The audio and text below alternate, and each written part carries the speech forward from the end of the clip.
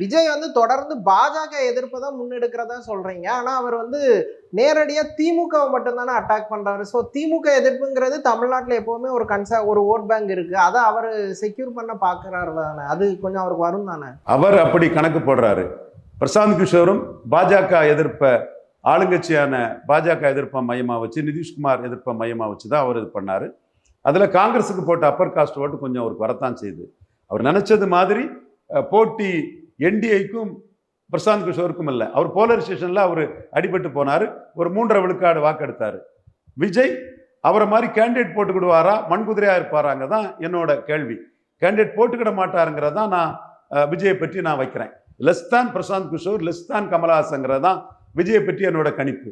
இதுல டிஎஸ்எஸ் மணி போன்றவங்க என்ன பேசினாலும் சரி, இந்தியா டுடே மணி பேசினாலும் சரி, பிரியன் பேசினாலும் சரி, முதல்ல மண்குதிரை இல்லைங்கிறத நீங்க பிப்ரவரியில தான் நிரூபிக்க முடியும். நான் மண்குதிரைங்கிறதுல தெளிவா இருக்கிறேன்.